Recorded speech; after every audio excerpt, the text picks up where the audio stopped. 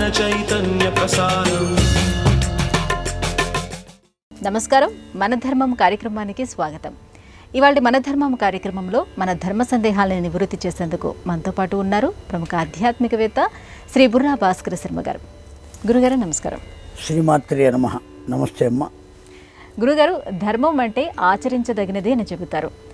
మానవ ధర్మం అని స్పష్టంగా ఉన్నప్పుడు మళ్ళీ అందులో స్త్రీ ధర్మం అని, పురుష ధర్మం అని ఇలా వేరువేరుగా ఎందుకు చెప్తారు? ధర్మాలు అనేక రకాలుగా ఉన్నాయి. ప్రత్యేక ధర్మాలు ఉన్నాయి. ధర్మ సూక్ష్మం అని మళ్ళీ ఉన్నది. ధర్మము, ప్రత్యేక ధర్మం, ధర్మ సూక్ష్మం లేదా సూక్ష్మ ధర్మం, ఎలాగైనా చెప్పుకోవచ్చు. ఈ మూడు రకాలుగా ధర్మాన్ని విభజించారు. ఈ ప్రత్యేక ధర్మం అని ఎందుకు విభజించారంటే ఒక్కొక్కరు చేయవలసినటువంటి ఆచార వ్యవహారములలో కొన్ని ధర్మాలు ఉంటాయి. స్త్రీ ఆచరించవలసినటువంటి ధర్మాలు పురుషుడు అన్నీ ఆచరించలేడు. పురుషుని చేత ఆచరింపబడేటువంటి ధర్మాలు అన్నిటినీ స్త్రీ ఆచరించడానికి లేదు. ఆ కారణం చేత ఈ ఉన్న ధర్మాల్లో కూడా మానవ ధర్మం అనేటువంటిది అది అందరికీ కామన్గా ఉండేటువంటిది. స్త్రీ కానీ పురుషుడు కానీ ఆచరించబడేటువంటి ధర్మాలు. ప్రత్యేకించి స్త్రీ ఆచరింపబడేటువంటి ధర్మాలు కొన్ని ఉన్నాయి. ప్రత్యేకించి పురుషుడు ఆచరించవలసినటువంటి ధర్మాలు కొన్ని ఉన్నాయి. నిత్య సంధ్యావందనం ఇవాల్టి రోజున నిత్య సంధ్యావందనం ఎవరు చేయాలి అంటే ఖచ్చితంగా పురుషుడు చేసి తీరాలి. స్త్రీలకు సంధ్యావందనం నిషిద్ధమయ్యింది కనుక స్త్రీలు చేయటానికి లేదు. స్త్రీలు ఆ ధర్మాన్ని ఆచరించకూడదు కనుక స్త్రీ ధర్మం వేరు, పురుష ధర్మం వేరు. పురుషుడికి ఆ ధర్మం ఉన్నది. యజ్ఞయాగాది క్రతువులు చేసేటప్పుడు సంకల్పం చెప్పుకునేంత వరకు భార్య ప్రక్కన ఉండాలి. ఆ తరువాత భార్య ఉండకూడని యజ్ఞాలు కొన్ని ఉన్నాయి. పురుషుడు మాత్రమే కూర్చుని చేసేటువంటివి. భార్య ఉండాలి కానీ ప్రక్కన ఉండరాదు. అప్పుడు స్త్రీ ధర్మం వేరవుతుంది, పురుష ధర్మం వేరవుతుంది. అందువల్ల ధర్మములు, సామాన్య ధర్మములు అందరికీ ఉన్నాయి. ఆ సామాన్య ధర్మాల్లో కాలధర్మం, యోగ ధర్మం, యుగ ధర్మం, మానవ ధర్మం, ఇలా అనేక రకాలైన ధర్మాలు చెప్పబడినాయి. ఆ మానవ ధర్మంలో కూడా పురుష ధర్మం వేరు, స్త్రీ ధర్మం వేరు. ఇద్దరూ కలిసి చేసేటువంటి ధర్మాన్ని గృహస్థ ధర్మం అన్నారు. బ్రహ్మచర్యుడికి ఓ ధర్మం ఉన్నది, వానప్రస్థుడికి ఓ ధర్మం ఉన్నది, సన్యాసికి ఓ ధర్మం ఉన్నది. ఇట్లా ధర్మాలు ఎవరికి వాళ్లకు విడివిడిగా ఎట్లా అయితే మన వేదములు ఏర్పాటు చేసినాయో అలాగే పురుషునికి కూడా ప్రత్యేకమైనవి, స్త్రీకి ప్రత్యేకమైనవి ఉన్నాయి కనుక ఖచ్చితంగా మనం తెలుసుకోవలసిందే, ఆచరించవలసింది. గురుగారు, కాశీ, వారణాసి ఈ రెండు ఒకటేనా? వీటి అర్థాలు ఏమిటి? కాశీ, వారణాసి ఈ రెండు పేర్లు ఒకే ప్రదేశానికి ఉన్నటువంటి పేర్లు. ఆ నగరం పేరు కాశీ, దాన్నే వారణాసి అని కూడా అంటారు. ఎందువల్ల వారణాసి అని వచ్చింది, ఎందువల్ల కాశీ అని వచ్చింది? చాలా దివ్యమైనటువంటి ప్రశ్న. వరుణ, అసి అనే రెండు నదుల కలయిక అక్కడ జరుగుతుంది. వరుణ అనేటువంటి నది ఒక ప్రక్క నుంచి వస్తుంది, అసి అనబడేటువంటి నది ఒక ప్రక్క నుంచి వస్తుంది. వరుణ అంటే ఇచ్చుట అని అర్థం. ఏవేవి కావాలి అని మనం కోరుకుంటామో వాటినన్నిటినీ ఇవ్వగలిగిన, ప్రసాదించగలిగినటువంటి ప్రవాహ రూపమైన దేవత వరుణ నది. అసి అంటే ఖడ్గము అని అర్థం, తుంచివేయునది అని అర్థం. వేటిని ఖడ్గం ఏం చేస్తుంది? తుంచివేస్తుంది, ఖండిస్తుంది. కనుక మనం చేసేటువంటి పాపకర్మలనన్నిటినీ కూడా ఖండించగలిగినటువంటి ప్రవాహ రూపమైన దేవతయే అసి అనబడేటువంటి నది. ఈ రెండు నదుల కలయిక కలిగిన ప్రదేశము అక్కడ కనుక దానికి వరుణ, అసి కలిసినటువంటి చోటు కనుక వారణాసి అని పేరు వచ్చింది. కాశీ అని ఎందుకు అంటున్నాం? ఇప్పుడు వారణాసి అనే దానికి మనకు ఎందుకు అంటున్నామో అర్థమైంది. ఆ రెండు నదుల యొక్క ప్రాశస్త్యం ఏమిటో తెలిసింది. ఒక నది మనకు కావలసిన కోరికలన్నీ తీరుస్తుంది, ఇంకొక నది మన యొక్క దుర్లక్షణములన్నిటినీ ఖండిస్తుంది. ఈ 2 లక్షణములు అక్కడ చేరుకున్నాయి గనక అది వారణాసి. కాశీ అంటే ప్రకాశము అని అర్థం, వెలుగు అని అర్థం. కాశీ అంటే వెలుగు, ప్రకాశము అంటే గొప్పదైన వెలుగు. వెలుగుని చూసినప్పుడు ఎంత గొప్ప ప్రకాశవంతంగా ఉన్నది అని మనం అంటాం. కనుక కాశము అంటే వెలుగు అని అర్థం. లోకానికంతటికీ కూడా, అన్ని బ్రహ్మాండములకు కూడా వెలుగును ఇవ్వగలిగినటువంటి నగరము గనుక దానికి కాశీ నగరం అని పేరు. ఏమిటా వెలుగు అనేది ప్రశ్న. వెలుగు, ఆ కాంతి ఏమిటి? కేవలం ఇక్కడ వెలుగు అంటే జ్ఞానము అనబడేటువంటి జ్యోతి. ఆ కాశీ నగరానికి అక్కడ అడుగు పెడితేనే అమ్మా ఒళ్ళు పులకరిస్తుంది. ఎంత దివ్యమైనటువంటి ఆ కాశీ నగరంలో ఓ 9 రోజులు ఉండి తిరిగి ఇంటికి వచ్చేటువంటి వారు ఎవరైనా సరే దుఃఖపడకుండా ఉండలేరు. అయ్యో మనం వెళ్ళిపోతున్నామే అనేటువంటి భావన ఎటువంటి రాక్షసుడికి కూడా కలుగుతుంది. అలా కలిగించగలిగిన దివ్యమైనటువంటి తత్వం ఎక్కడున్నది అంటే ఒక్క కాశీ నగరంలోనే ఉన్నాయి. భూమండలం మొత్తం మీద అనేకములైన పట్టణాలు ఉన్నాయి, అనేకములైన నగరాలు ఉన్నాయి, అనేకములైన పెద్ద పెద్ద ప్రాంతాలు ఉన్నాయి. వాటన్నిటిలోనూ భూమండలం మొత్తం మీద 7 మోక్షపురములు ఉన్నాయి. 7 మోక్షపురములు: అయోధ్య, మధుర, మాయా, కాశీ, కంచి, అవంతిక, పురి, ద్వారవతి చైవ సప్తైతే మోక్షదాయిక అని చెబుతున్నది. ఈ 7 మోక్షపురాలు. ఈ 7 మోక్షపురములలో కూడా శ్రేష్టమైనదేదయ్యా అంటే కాశీ, ఏకం కాశీ. అందులో ఏమాత్రం సందేహం లేదు. అంత దివ్యమైనటువంటి వెలుగును ఇవ్వగలిగినటువంటిది కాశీనగరం. అంత దివ్యత్వం ఉన్నది కనుకనే దానికి కాశీ అని పేరు. ఆ వెలుగును ఇవ్వగలుగుతుంది గనక అక్కడికి వెళ్ళినటువంటి వాడికి అజ్ఞానం ఛేదింపబడుతుంది, జ్ఞానం ఉత్పన్నం అవుతుంది. ఎంత దుర్మార్గుడైనప్పటికీ. అంతేకాదు, అక్కడికి వెళ్ళిన తర్వాత మనిషికి ఆనందం ఎప్పుడు కలుగుతుంది అంటే కడుపు నిండితే ఆనందం కలుగుతుంది. మొదటి ఆనందం కదా. ఆ కడుపు నిండే ఆనందం అక్కడే ఉన్న అన్నపూర్ణమ్మ వల్ల కలుగుతుంది. అక్కడికి వెళ్ళిన తర్వాత వాడికి అన్నం లేదు అనబడేటువంటి స్థితి ఉండదు.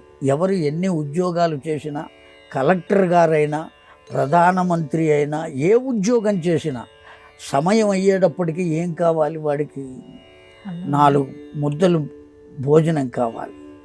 అదే పరమమైనటువంటి ఆనందం, ఆరోగ్యం. ఈ రెండిటిని కలిగించడానికి ఆ దేవత అక్కడ ఉన్నది, అన్నపూర్ణ. అన్నపూర్ణ అనే పేరు ఎందుకు వచ్చిందంటే పూర్ణమైన అన్నం. ఒక్క అన్నం మాత్రమే పెట్టదు, పూర్ణత్వంతో. నీవు ఏమేం తినాలనుకుంటావో, కూర, పచ్చడి, సాంబారు, అన్నీ కావలసినవన్నీ అక్కడ ఏర్పరపబడి ఉంటాయి. అలా పెట్టగలిగినటువంటి తల్లి ఆ జగన్మాత ఆ రూపాన్ని పొంది అక్కడ ఉన్నది, అన్నపూర్ణ రూపాన్ని. కనుక అక్కడికి వెళ్ళిన తర్వాత వాడికి భోజనం లేదు అనబడేది ఉండదు, దరిద్రం అనేది ఉండదు. ఏ విధంగా అయినా బ్రతకగలిగినటువంటి స్థితి ఉంటుంది. ఆ విధము అనేటువంటి దాంట్లో సక్రమమైన మార్గంలో బ్రతికే స్థితి కలుగుతుంది. అక్కడికి వెళ్ళిన ఎంత దుర్మార్గుడికైనా ఆ భూమిలో ఉండేటువంటి దివ్యత్వం. కారణం ఏమి అంటే సర్వలోకములకు ఆధారమైనటువంటి జ్ఞానము అనబడే వెలుగు రూపంలో ఉన్నటువంటి నగరం కనుకనే దానికి కాశీ నగరము అని పేరు. అందువల్ల కాశీ, వారణాసి 2 ఒకే ప్రదేశం. వారణాసి అని అందువల్ల వచ్చింది, కాశీ అని ఇందువల్ల వచ్చింది. గురుగారు, సన్యాసులు, యతులు, పీఠాధిపతులు ఈ ముగ్గురు ఒకరేనా, వేరువేరా? వీరి మధ్య తేడా ఏమిటి? ఆ యతులు, సన్యాసులు ఒకటే. యతీశ్వరుడు అన్నా సన్యాసి అన్నా ఒకటే. పీఠాధిపతులు వేరు. వీరికి వారికి హస్తిమసికాంతరం వ్యత్యాసం ఉన్నది. ముఖ్యంగా ముందు మనం సన్యాసి అంటే ఏమిటో అర్థం తెలుసుకోవాలి. యతి అంటే కూడా అదే అర్థం వస్తుంది కనుక దానికి కూడా భావం చెబుతాను నేను. న్యాసము అంటే ఉంచుట అని అర్థం. సన్యాసి అని కదా, న్యాసము అంటే ఉంచుట, సమ్యక్ న్యాసము సన్యాసము. ఆ సన్యాసమును స్వీకరించిన వారు సన్యాసి అని చెప్పబడతారు. సమ్యక్ అంటే అర్థం ఏమిటి? న్యాసము అంటే ఉంచుట అని చెప్పుకున్నాం. సమ్యక్ అంటే శాశ్వతమైన సత్యమైన దానిని అని అర్థం. సత్యమైన వస్తువును ఉంచుటను సన్యాసము అంటారు. సత్యమైన వస్తువు ఏదయ్యా అంటే పరబ్రహ్మము తప్ప ఇంకొకటి లేదు. కనుక ఇప్పుడు సన్యాసము అంటే అర్థం ఏమిటి అంటే పరబ్రహ్మ వస్తువుని తప్ప పరబ్రహ్మ వస్తువుని మాత్రమే హృదయంలో ఉంచుకునేటువంటి వారెవరో వారు మాత్రమే సన్యాసులు అని చెప్పబడతారు. లోక వ్యవహారాలన్నీ కూడా చక్కబెట్టేటువంటి వారు సన్యాసులు కాదు. కేవల కాషాయ వస్త్రం కట్టుకున్నంత మాత్రం చేత, కేవల దండము చేత పట్టుకున్నంత మాత్రం చేత సన్యాసులు అయ్యేటువంటి అవకాశం లేదు. ఇది రూఢి అయిన పదం. కేవలం ఏది ఉంచవలెనో దాన్ని ఉంచి మిగిలిన వాటిని అన్నిటినీ తీసివేయగలిగినటువంటి వారెవరో వారు సన్యాసులు. అయితే విదిశా సన్యాసము అని ఒకటి ఉన్నది. ఈ విదిశా సన్యాసము అంటే ఏమిటంటే ఆ వేషాన్ని ధరిస్తారు, సాధన చేస్తారు. సత్యమైన వస్తువుని మాత్రమే ఉంచి మిగతా వాటిని అన్నిటినీ బయటకు నెట్టివేయగలిగేటువంటి సాధన చేయటం కోసం కూడా ఆశ్రమ స్వీకారం చేసేవాళ్ళు ఉంటారు. దాన్ని విదిశా సన్యాసం అంటారు.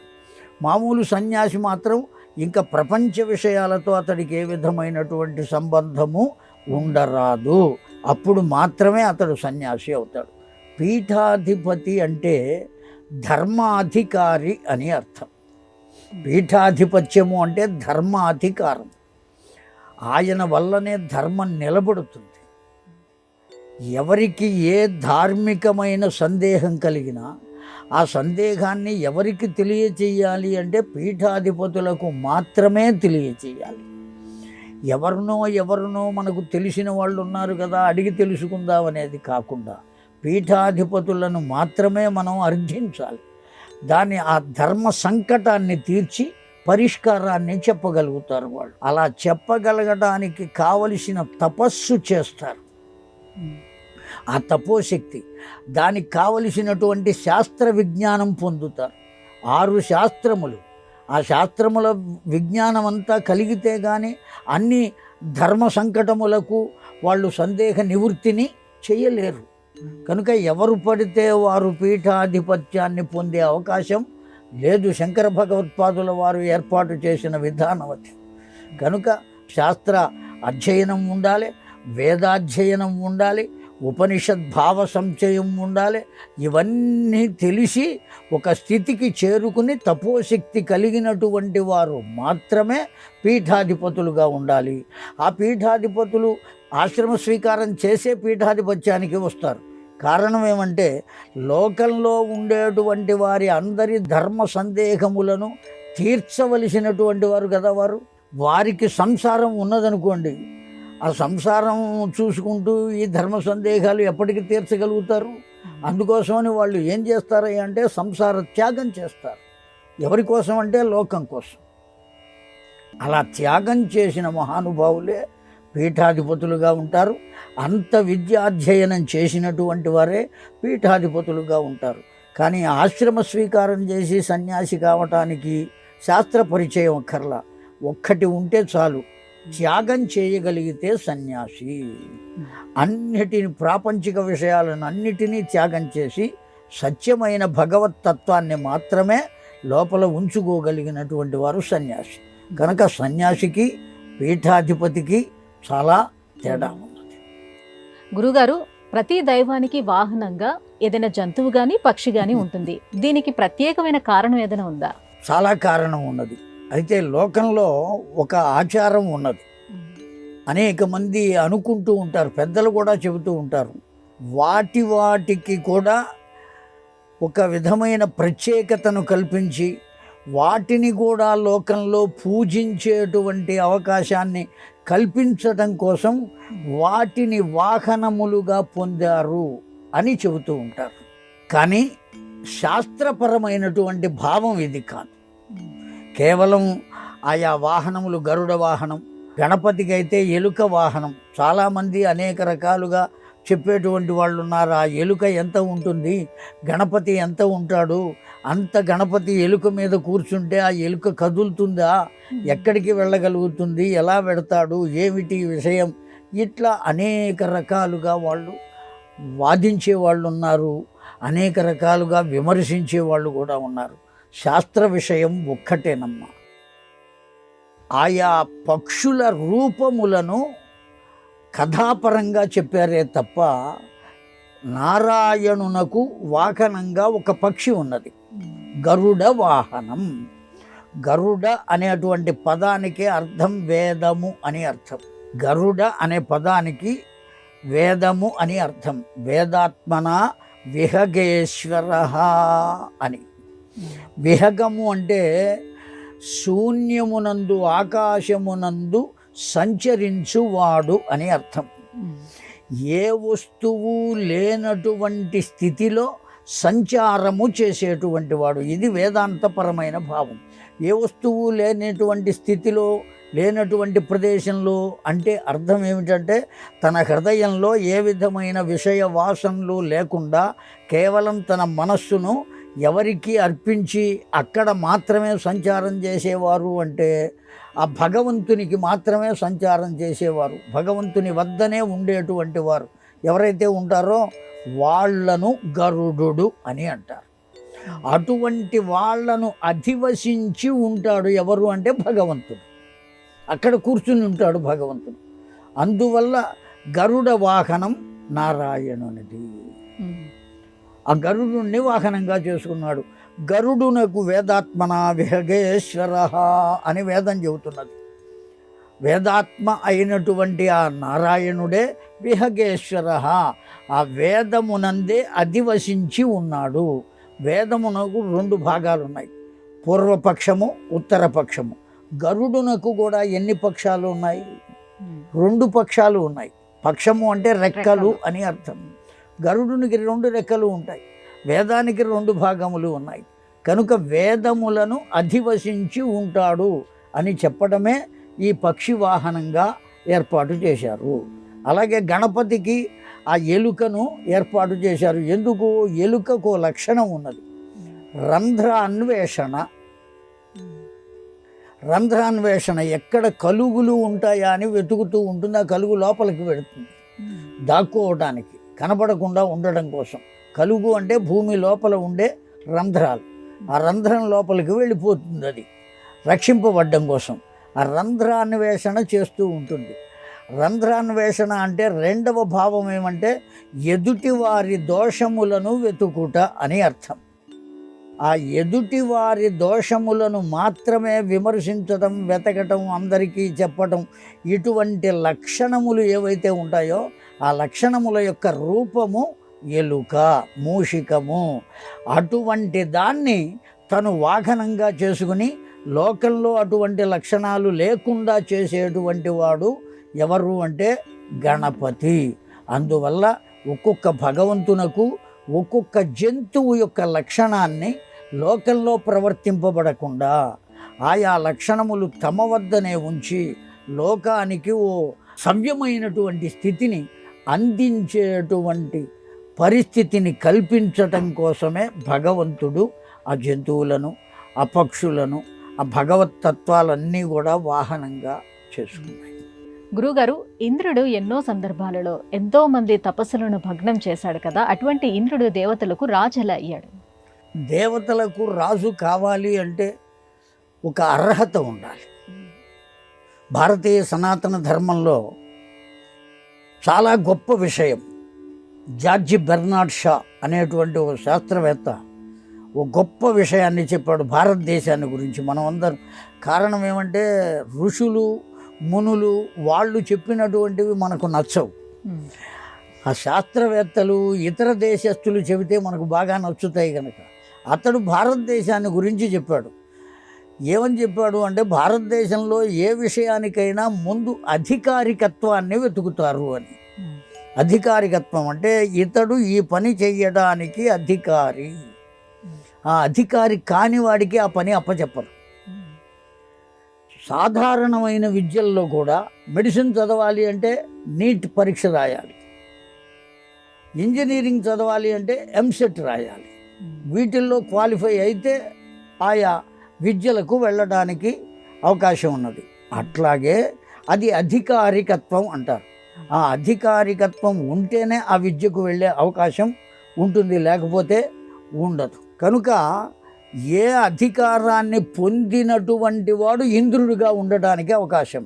శతమఖ అని ఒక పదం ఉన్నది ఆ ఇంద్రుని యొక్క నామములలో. 100 యజ్ఞములు చేసినటువంటి వాడు ఒక ఇంద్రుడు ఆ ఇంద్ర పదవిని పొందడానికి అర్హత కలిగి ఉంటాడు. 100 యజ్ఞములు చేస్తే అలా 100 యజ్ఞములు చేసిన వారు ఎవరైతే ఉన్నారో వాళ్ళందరూ ఇంద్రుడుగానే ప్రవర్తింపబడతారు. అయితే కేవలం ఇది మాత్రమే కాక ఆ ఇంద్రుడు ఎంతమంది తపస్సు చేస్తే వాళ్ళందరి తపస్సులు చెడగొట్టడానికి ప్రయత్నం చేశాడు అని కదా మీరు ప్రశ్న వేసింది. ఆ పదవికి ఇంద్ర అనేటువంటి శబ్దం దేనివల్ల వచ్చింది అంటే ఇంద్రియ తత్వమే రూపముగా కలిగిన వాడు కనుక ఇంద్రుడు అని పేరు. ఇంద్రియముల యొక్క తత్వం ఏమిటి అంటే కోరికలే. మనకున్న కర్మేంద్రియములు కానీ జ్ఞానేంద్రియములు కానీ దేన్ని చేస్తాయి అంటే కోరికలనే కోరుకుంటాయి. ఆ కోరిక చేతనే అతడు ఇంద్రుడు అని పిలువబడుతున్నాడు. కోరిక వల్లనే తన పదవి ఎక్కడ పోతుందో అనేటువంటి భయం చేత ఆయా తపస్సులు చెడగొడుతున్నాడు తప్ప వాళ్ళ తపస్సులు చెడగొట్టాలి అనేటువంటి తపన అతడికి ఏమీ లేదు. ఇంద్రునికి ఉన్న తపన ఒక్కటే, తన పదవిని తాను కాపాడుకొనుట. రెండవ కారణం, ఒకవేళ ఈ చేయబడేటువంటి తపస్సు బాగా పెరిగి పెద్దదైతే ఎక్కువైతే ఆ తపోశక్తి లోకాలను కూడా కష్టపెట్టేటువంటి అవకాశం ఉంటుంది. 3 లోకాలను కాపాడవలసినటువంటి బాధ్యత ఎవరిది అంటే ఇంద్రుడిది. ఆ పదవిని అనుసరించి ఆ తపోశక్తి కనుక ఎక్కువైపోతే, లోకాలకు వాటిని తట్టుకునే శక్తి కనుక లేకపోతే అప్పుడు ఏం చేయాలి? అందువల్ల ఆ లోకాలని కాపాడవలసిన బాధ్యత ఇంద్రుడికి ఉంది కనుక ఆ బాధ్యతను నిర్వహించడం కోసం తపస్సు భంగపరచడం కోసం చూస్తాడు. అంతే తప్ప ఏదో దుర్మార్గమైనటువంటి లక్షణంతో వాళ్ళ తపస్సులు చెడగొట్టాలి అనేటువంటి భావన ఇంద్రుడికేమీ ఉండదు. సామాన్యమైనటువంటి తత్వం కాదు. దేవతా గణములు 33 కోట్ల మంది దేవతలు ఉంటే అంతమంది దేవతా గణములకు కూడా అధికారి అయినటువంటి వాడు ఎవరయ్యా అంటే ఇంద్ర. కేవలం దేవలోకానికేనా, రాక్షసలోకానికి న్యాయంగా అధికారి ఇంద్రుడే. మానవలోకానికి కూడా న్యాయంగా అధికారి ఇంద్రుడే. 3 లోకాలకు అధికారికత్వం ఎవరిది అంటే ఇంద్ర పదవిది. కనుక ఈ 3 లోకాలను కాపాడవలసిన బాధ్యత ఉన్నది కనుక అతడు ఆ విధంగా తపస్సులు భంగపరుస్తాడే తప్ప దుర్మార్గుడైనటువంటి వాడు కాదు, అధర్మం చేస్తున్నవాడు కాదు. దాని వెనుక ఓ పరమార్థం ఉన్నది. అందుకనే ఎవరు యజ్ఞ యాగాది క్రతువులు చేసినా ముందుగా విష్ణుమూర్తికో, నారాయణునికో, శివునికో లేదు బ్రహ్మదేవునికో కాదు సమర్పించేది.